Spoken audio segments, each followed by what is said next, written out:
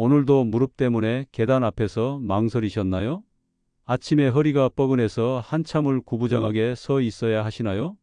병원에서는 나이 들어서 그런 거예요 라는 말만 들으시고 약을 먹어도 통증은 잠시 사라질 뿐 금세 되돌아오시죠. 하지만 포기하지 마십시오. 매일 밤 단 3분만 투자하면 이 모든 고통에서 벗어날 수 있습니다. 78세 김순자 할머니는 15년간 무릎 통증으로 지팡이 없이는 걸을 수 없었습니다. 선생님이 알려주신 그 부위를 매일 밤 3분씩 문지르기 시작했더니 2주 만에 지팡이 없이 시장을 다녀왔어요. 제 자신도 믿기지 않더라고요.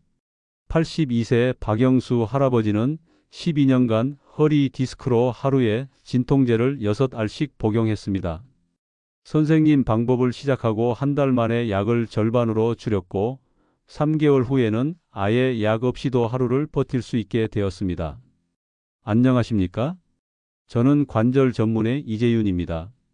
올해 73세로 지난 50년간 수만 명의 관절 통증 환자들을 치료하면서 놀라운 사실을 발견했습니다.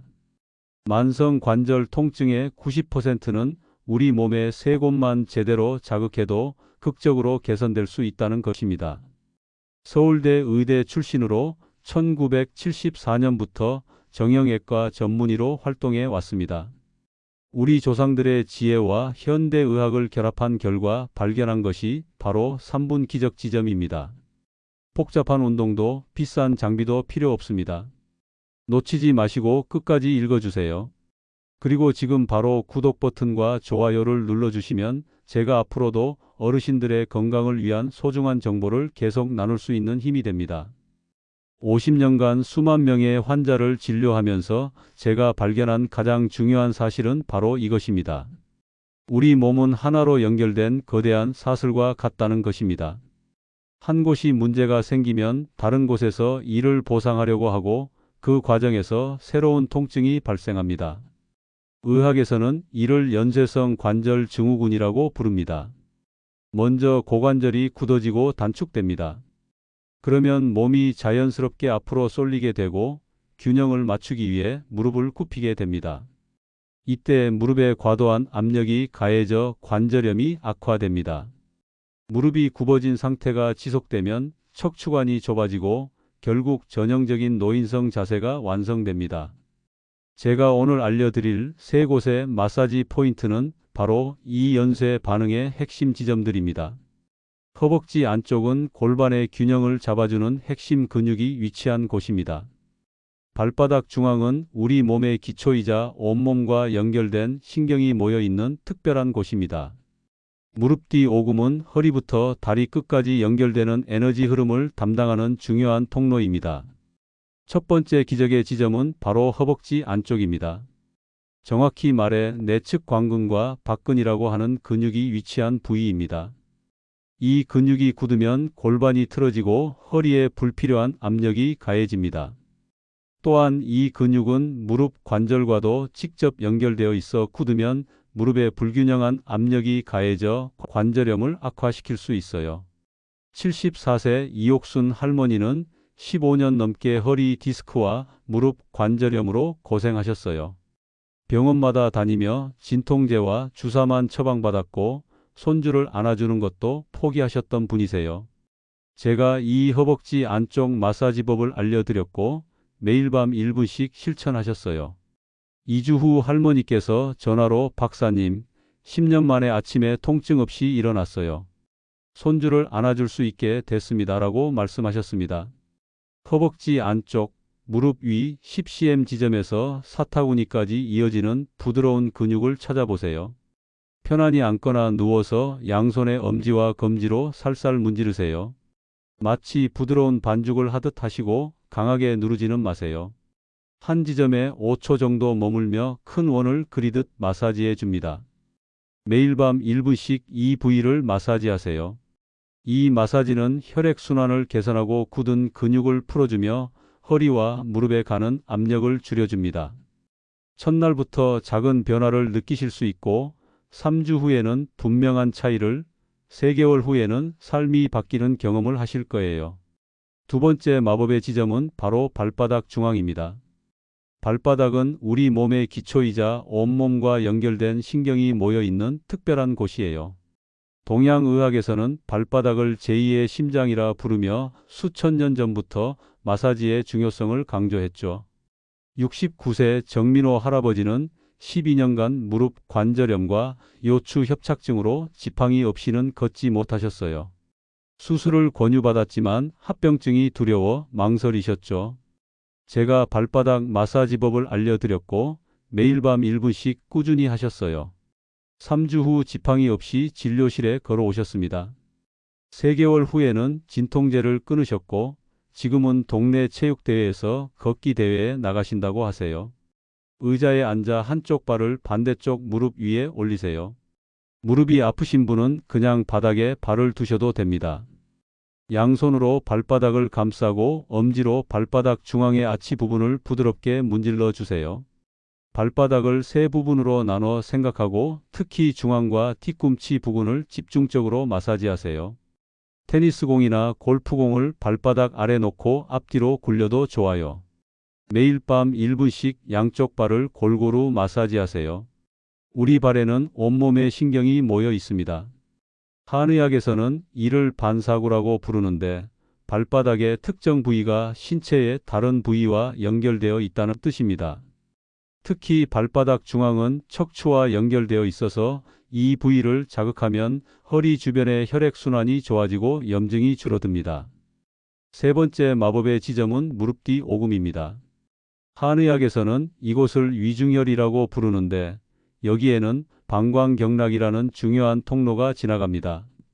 이 통로는 허리부터 다리 끝까지 연결되는 에너지 흐름을 담당하고 있어요. 71세 윤미자 할머니는 25년간 좌골신경통으로 고생하셨어요. 밤마다 다리가 찌릿해서 잠을 못 주무셨고 진통제 없이는 하루도 버틸 수 없었죠. 제가 엉덩이 마사지법을 알려드렸고 남편분의 도움을 받아 매일 밤 실천하셨어요. 5일 만에 밤에 통증 없이 잠드셨다고 하시더니 2개월 후에는 시장에 걸어서 다니셨어요. 의자에 편안히 앉거나 누우세요.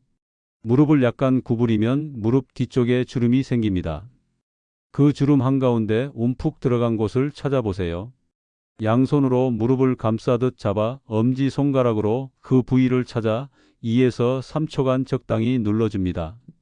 천천히 힘을 빼면서 손을 떼고 혈액이 순환되는 느낌을 느껴보세요. 누르고 떼는 동작을 5에서 7회 정도 반복합니다. 너무 세게 누르지 말라는 겁니다. 살짝 아픈 듯 시원한 정도가 가장 좋아요. 특히 혈압이 높으신 분들은 부드럽게 눌러주세요. 그리고 오금 마사지 전에 다리를 따뜻하게 해주면 효과가 더 좋습니다. 이 3가지 마사지를 효과적으로 하려면 몇 가지 주의사항을 꼭 지켜주세요. 첫 번째, 부드럽게 하세요. 강하게 누르면 근육이 긴장할 수 있어요. 살짝 아픈 듯 시원한 정도가 핵심입니다. 두 번째, 근육 위주로 마사지하세요. 뼈나 관절을 직접 누르지 말고 부드러운 근육 부위를 마사지하세요. 세 번째, 따뜻한 상태에서 하세요. 온찜질이나 따뜻한 샤워 후 마사지하면 효과가 배가 됩니다. 네 번째, 호흡을 유지하세요. 숨을 참지 말고 코로 깊게 들이마시고 입으로 천천히 내쉬며 하세요. 다섯 번째, 꾸준히 그리고 짧게 해주세요. 하루 3분, 각 부위 1분씩 꾸준히 하는 게 중요해요. 여섯 번째, 급성 염증에 주의해 주세요. 붓거나 열이 있는 부위, 최근 수술 부위는 피하세요. 당뇨병이 있으시면 피부 상태를 잘 확인하며 하세요. 마사지와 함께 하면 효과를 2배로 만드는 생활 습관도 알려드리겠습니다. 아침 5분 스트레칭과 하루 20분 걷기로 근육을 풀고 순환을 개선하세요. 처음엔 5분부터 시작해도 좋아요. 자기 전 38도 미지근한 물에 15분 몸을 담그세요. 앱솜 소금을 넣으면 더 좋아요. 발만 담가도 효과적입니다. 큰 대야에 종아리 중간까지 잠길 정도로 따뜻한 물을 붓고 소금을 한 숟갈 정도 넣어주세요. 그리고 발을 10분에서 15분 정도 담가 두시면 됩니다. 채소, 과일, 오메가3, 생강, 강황을 많이 드세요. 생강차 한 잔은 염증을 줄이는데 큰 도움이 됩니다. 특히 하루 한 번은 꼭 생채소나 과일을 드시는 것이 좋아요.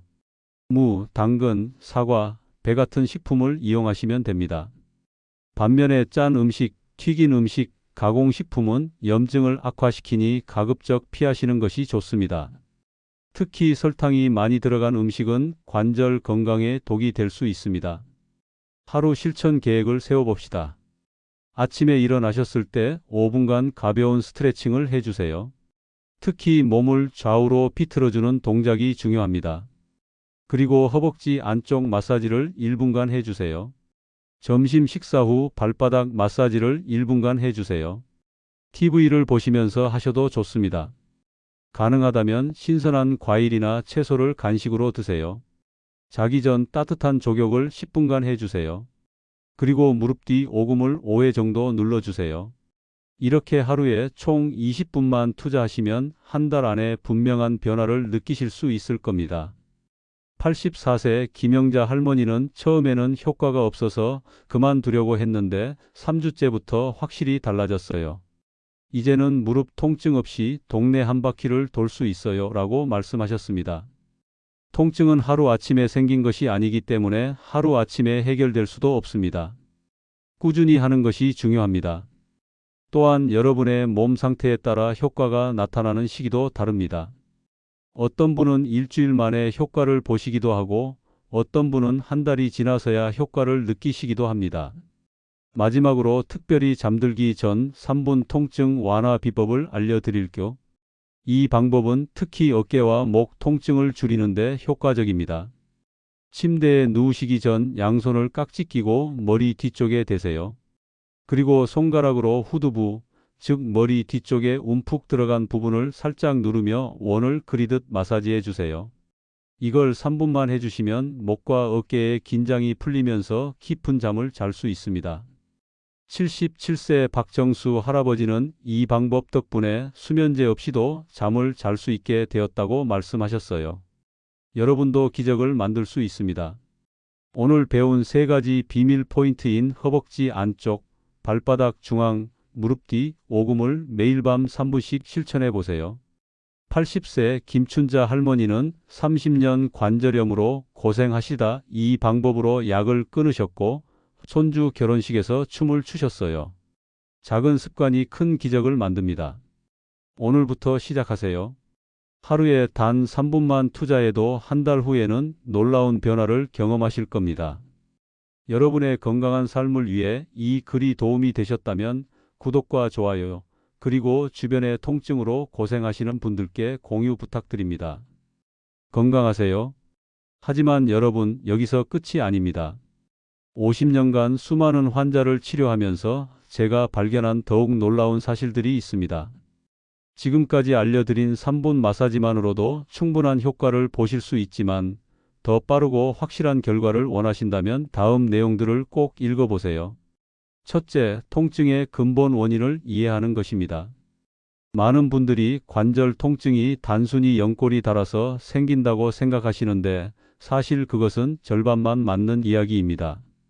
놀랍게도 많은 관절 통증은 연골이 아니라 근육과 인대의 불균형으로 시작됩니다.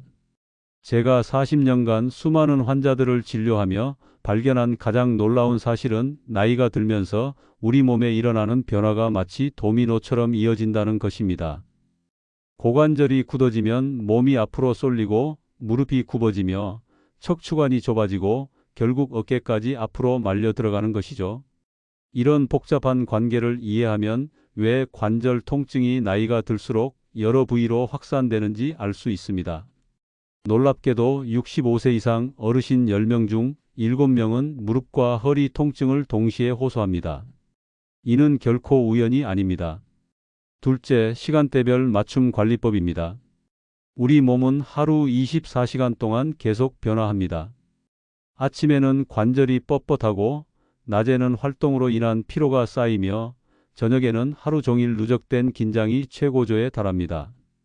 아침 관리가 특히 중요합니다. 밤사이 굳어진 관절을 풀어주지 않으면 하루 종일 통증에 시달릴 수 있습니다. 79세 윤종호 할아버지는 20년간 아침에 일어나면 온몸이 뻣뻣하고 통증이 심해 일상생활이 힘들었습니다.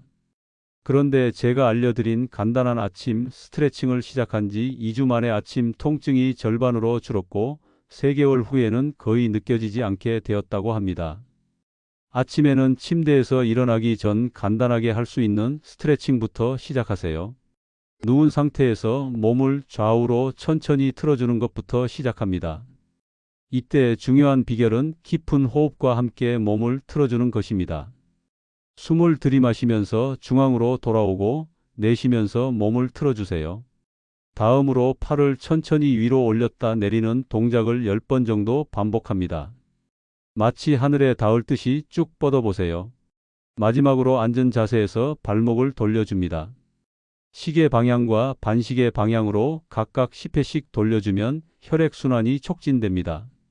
점심시간 관리도 중요합니다. 오전 내내 앉아 있거나 서 있으면서 쌓인 피로와 긴장을 풀어주는 시간입니다.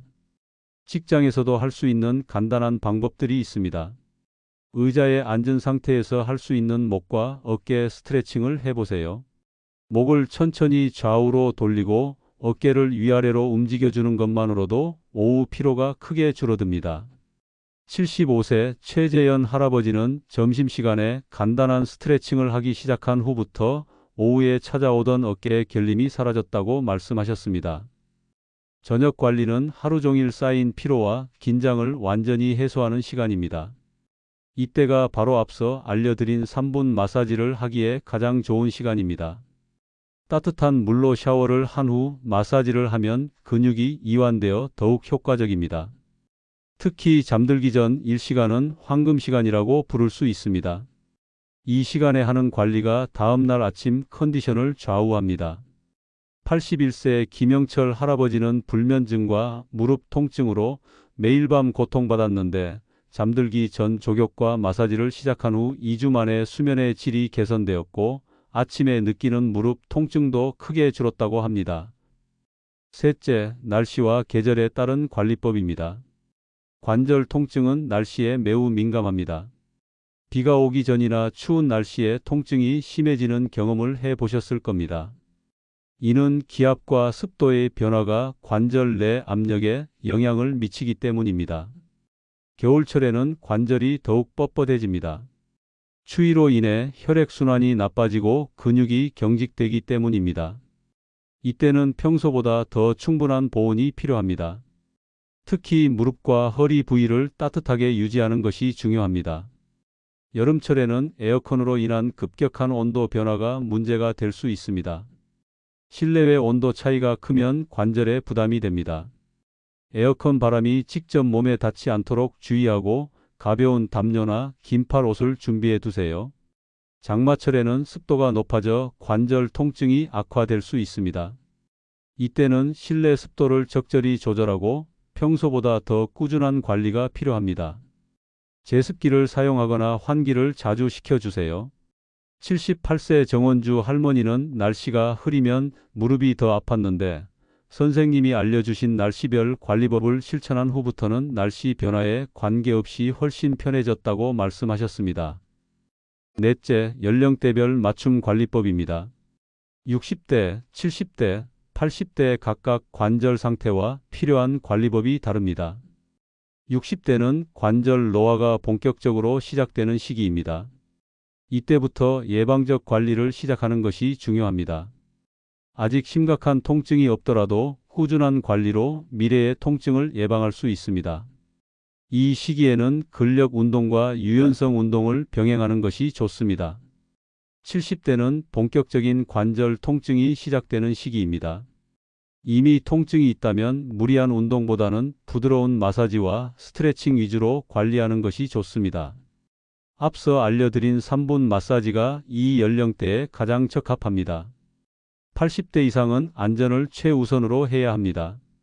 강도 높은 운동은 피하고 앉아서 할 수 있는 간단한 동작들 위주로 진행하세요. 가족의 도움을 받아 마사지를 하는 것도 좋은 방법입니다.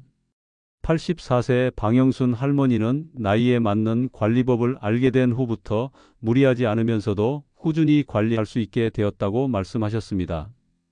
다섯째, 가족과 함께하는 관리법입니다. 혼자서 하기 어려운 부위는 가족의 도움을 받으면 더욱 효과적입니다. 특히 등과 어깨 뒤쪽은 혼자서 마사지하기 어려운 부위입니다. 배우자나 자녀에게 간단한 마사지 방법을 알려주세요. 어깨 뒤쪽을 부드럽게 주무르거나 등을 가볍게 두드려주는 것만으로도 큰 도움이 됩니다. 이는 신체적 효과뿐만 아니라 정서적 유대감도 증진시킵니다. 87세 장미란 할머니는 딸이 매일 저녁 어깨를 마사지해주기 시작한 후부터 몸도 마음도 한결 편해졌다고 말씀하셨습니다. 가족 간의 사랑과 관심이 치료 효과를 더욱 높여줍니다. 손자, 손녀들과 함께 할 수 있는 간단한 운동도 있습니다. 함께 산책하거나 가벼운 체조를 하면서 자연스럽게 관절 건강을 챙길 수 있습니다. 아이들도 할머니, 할아버지와 함께하는 시간을 좋아하고 어르신들도 활력을 얻을 수 있어 일석이조입니다. 여섯째, 심리적 관리의 중요성입니다. 만성 통증은 신체적 문제만이 아닙니다. 오랜 통증으로 인한 우울감, 무력감, 절망감이 통증을 더욱 악화시킬 수 있습니다. 긍정적인 마음가짐이 치료에 미치는 영향은 생각보다 큽니다. 같은 치료를 받아도 긍정적인 분들이 더 빠른 회복을 보입니다. 나이 들어서 아픈 건 당연해라는 생각보다는 충분히 나아질 수 있어라는 믿음을 갖는 것이 중요합니다. 89세 황미숙 할머니는 처음에는 반신반의했지만 작은 변화라도 긍정적으로 받아들이려고 노력했어요. 그런 마음가짐이 실제로 치료에 도움이 된 것 같아요 라고 말씀하셨습니다. 취미 활동을 통해 즐거움을 찾는 것도 중요합니다. 통증에만 집중하지 말고 좋아하는 일, 재미있는 일을 찾아서 하세요. 독서, 원예, 그림 그리기, 친구들과의 모임 등 무엇이든 좋습니다. 91세 최재욱 할아버지는 통증 때문에 모든 것을 포기했었는데 작은 취미부터 다시 시작하니까 삶의 활력이 돌아왔어요. 그러니까 통증도 덜 느껴지더라고요 라고 하셨습니다. 일곱째, 응급상황 대처법입니다. 갑자기 통증이 심해지거나 새로운 증상이 나타날 때 어떻게 대처해야 하는지 알아두는 것이 중요합니다. 급성 통증이 발생했을 때는 무리하게 마사지하지 마세요.